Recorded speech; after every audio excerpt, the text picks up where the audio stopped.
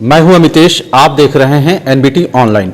इस वक्त हम गाजीपुर सदर विधानसभा सीट से विधायक और योगी सरकार में सहकारिता राज्य मंत्री डॉक्टर संगीता बलवंत के कार्यालय में हैं।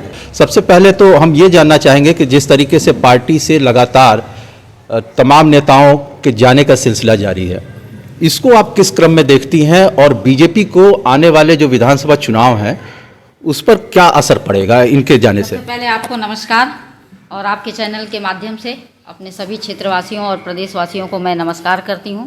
और जैसा कि आपने पूछा कि बीजेपी से लोग जो जा रहे हैं उस पर क्या प्रतिक्रिया है, मैं कहना चाहूँगी भारतीय जनता पार्टी केवल भारत का नहीं पूरे विश्व का सबसे बड़ा राजनीतिक दल है।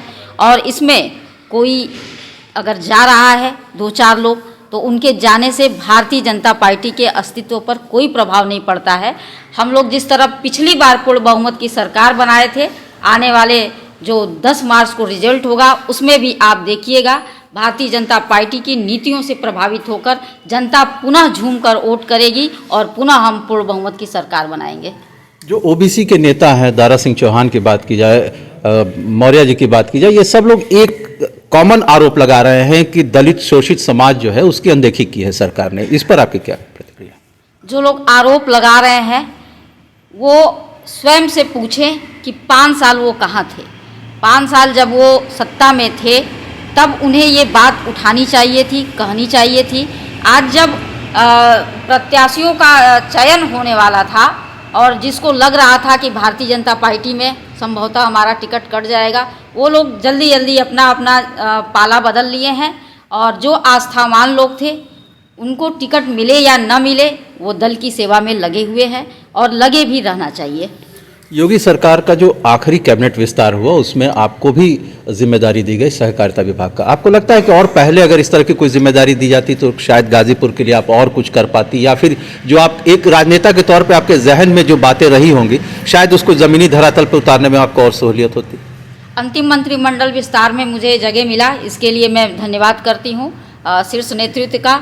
और ज़्यादा समय मिला होता तो और ज़्यादा काम हुआ होता, लेकिन कम समय में ही जितना अवसर दिया गया, ये शीर्ष नेतृत्व है कि कब मंत्रिमंडल का विस्तार करना है कब नहीं। तो जो भी अवसर मिला उसमें अधिक से अधिक हमने अपने सहकारिता के लिए करने का काम किया। जैसे 5 करोड़ हमने बैंकिंग के लिए दिया, कुछ जो जर्जर सहकारी समितियां थीं उनकी रंगाई पुताई का कार्य किया, एक ATM मोबाइल का भी हमने यहाँ पे शुभारम्भ किया ताकि उससे सहकारिता को और दृढ़ता मिले।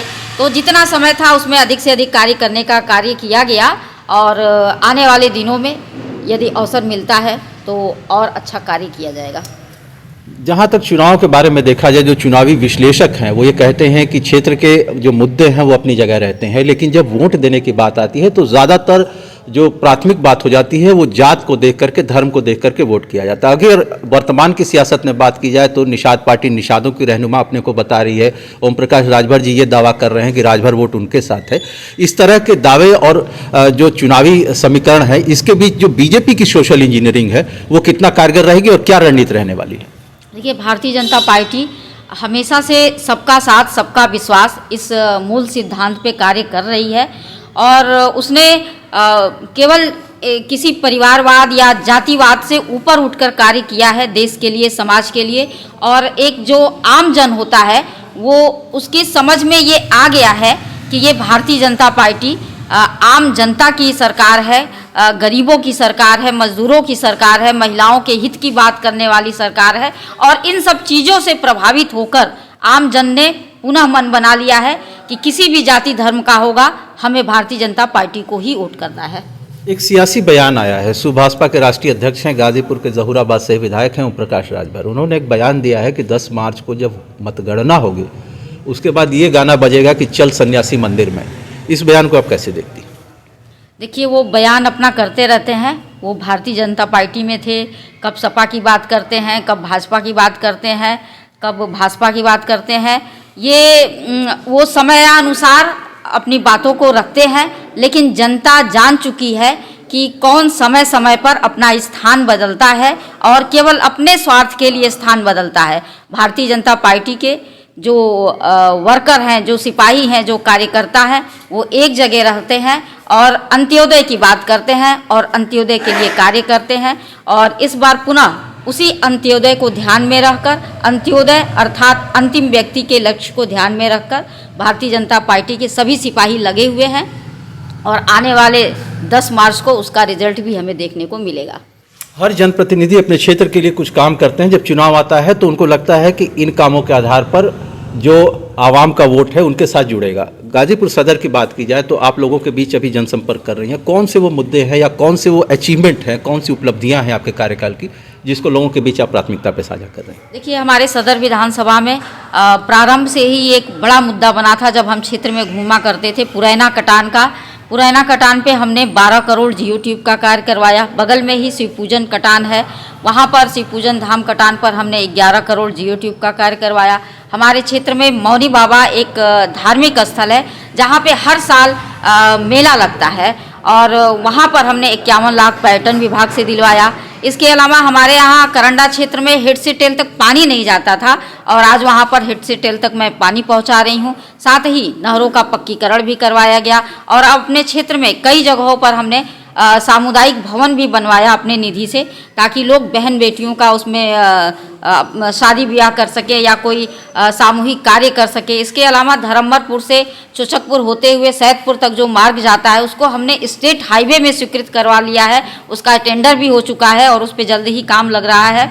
और इसके अलावा हम आपको कहना चाहेंगे कि हमारे जनपद में ही मेडिकल कॉलेज जो शिक्षा और स्वास्थ्य के लिए एक मील का पत्थर होगा, मेडिकल कॉलेज बनकर तैयार है और उसकी सुविधाएं अब जनता ले रही हैं। पूर्वांचल एक्सप्रेसवे यहाँ के जो जनपद के हमारे लोग हैं उसका लाभ ले रहे हैं। जो पहले हम लोग 7 से 8 घंटे लग जाते थे लखनऊ पहुँचने में, अब हम 3.5 घंटे में ही लखनऊ पहुँच रहे हैं। और इस बहुत सी ऐसी सड़कों का जाल बिछा है हमारे क्षेत्र में। पहले हम लोग जिन मुद्दों पे 2017 में सरकार बनाए तो उसमें एक मुद्दा ये भी था कि सड़कों में गड्ढे हैं या गड्ढों में सड़क है, लेकिन आज विधानसभा में अच्छी सड़कों का जाल बिछा है और हमें अच्छी बिजली मिल रही है, पानी मिल रहा है, महिलाओं के लिए अच्छा काम हुआ है। और इन सब चीज़ों को देखकर हमें लगता है कि पुनः जनता ने मन बनाया है कि कमल ही खिलाना है। जब 5 साल पहले आपको जनादेश यहाँ के स्थानीय लोगों ने दिया था तब एक जहन में बात रही होगी कि इन कामों को मुझे प्राथमिकता पर करना है। उस सूची में से बहुत सारे काम आपने किए होंगे, बहुत से रह गए होंगे, तो वो कौन से काम हैं जिनको कि आपको लगता है कि थोड़ा वक्त और रहता या थोड़ा सा और प्रतिकूल माहौल रहता तो उसको भी हम कर लेते तो शायद लोगों के बीच और ये सहज होता हमको अपनी उपलब्धियों को गिनाना? हमारे यहाँ सदर विधानसभा में एक नंदगंज चीनी मिल का मामला और दूसरा यूनिवर्सिटी का मामला, इसके लिए हमने प्रारंभ से ही प्रयास किया है लेकिन अब तक हो नहीं पाया है और इसके लिए तब तक प्रयास किया जाएगा जब तक ये हो ना पाए, क्योंकि ये हो ना जाए, क्योंकि ये गाजीपुर के शिक्षा और स्वास्थ्य से जुड़ा हुआ मामला है और हमें लगता है कि आने वाले दिनों में इस पे और ज़बरदस्त प्रयास होगा और इस पे सकारात्मक परिणाम मिलेगा। इन 2 मुद्दों के अलावा वो कौन से मुद्दे हैं जिनको कि अगर जनादेश आपको मिलता है, थोड़ा सा हाइपोथेटिकल सवाल है कि जनादेश अगर मिलता है तो आपकी प्राथमिकता की सूची में वो काम शामिल रहेंगे? देखिए, अभी बहुत से ऐसे काम हैं जो हम लोगों के मन में है कि इन कामों को और अच्छे ढंग से करना चाहिए।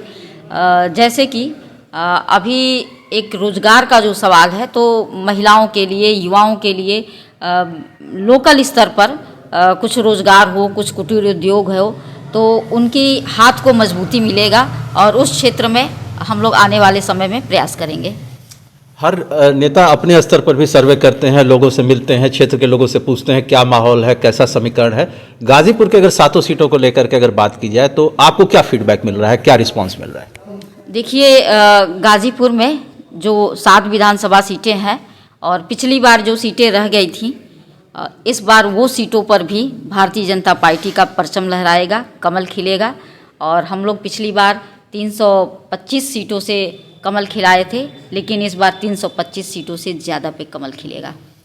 एक थोड़ा सा मैं आपके राजनीतिक जीवन से हट करके एक सवाल लेना चाहूँगा। आपने बाल साहित्य पर आधारित कुछ पुस्तकें लिखी हैं। आपने एक इंटरव्यू में कहा भी था कि अगर आप एक राजनेता नहीं होती तो साहित्य में अपना करियर बनाने पर आप फोकस करती।